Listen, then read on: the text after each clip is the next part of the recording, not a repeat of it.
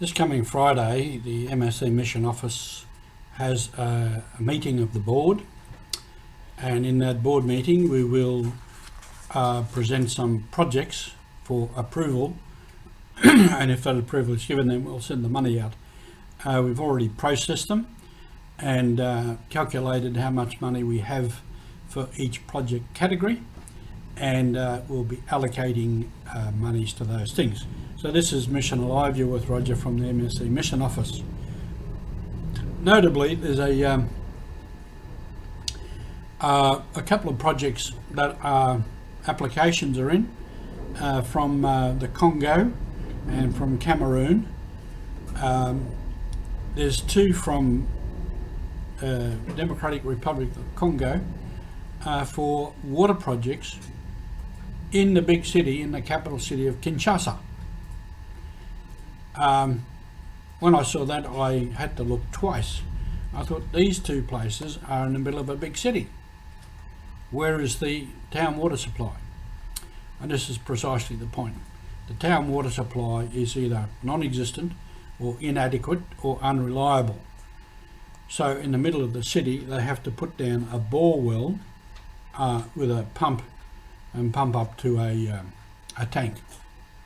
Now, probably it means also a filtration work, because any water that is under such a big city is bound to be polluted. These are the difficulties that these people face. In Cameroon, next door, there are two in one in the parish, and one for the MSC Novitiate. A similar thing. The water supply, town water supply, is whatever. As I said, not there, inadequate or doesn't work, and so they have to do the bore well and pump up to a tank. So these are some of the realities of these places, where, as in Australia here, we turn a tap on, we can rightly expect to have water. In many of these places they can't, even when it's supposed to be a municipal water supply.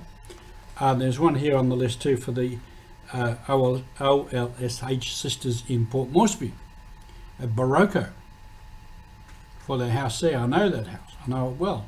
It's right in the middle of the big city, a capital city. They need water tanks. And I thought to myself, what's happened to the water supply? I know what's happened to the water supply. It's unreliable. So this too, when I went there earlier this year, our mission office director, Father Fabian, he took me out to two other convents in the city where we had supplied water tanks.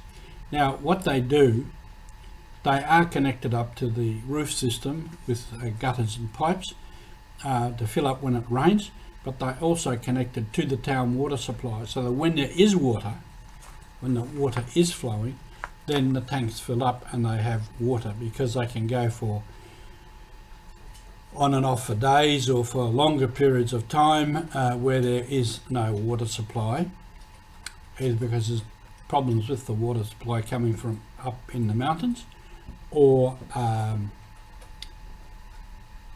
for other reasons, that there's a breakdown in the water supply within the city system. So these are not new problems where you would expect there to be a proper water supply. There isn't. And I think I might have told the story in India.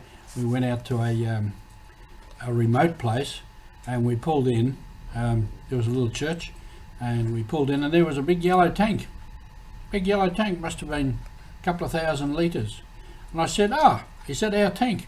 And they said, no, don't worry about that, Father. That's the government. The government put in all these tanks. There's never any water in there. And when there is water, it's polluted. So, and I said, well, where's our water? And they said, it's over there, over the back there. And then when we went and had a look, there was a bore well, went down, and pure fresh water pumped up to a tank, reticulated down to a collection point where people could collect the water. So these are some of the projects that we have to look at, and these are some of the needs that we have to answer to keep people supplied with water. And that's a big part of our mission, to give people proper, clean water and a decent way of life. Thank you for being with us. Thank you for your support. Keep up your support to us. We need everything that you can give us. Thank you.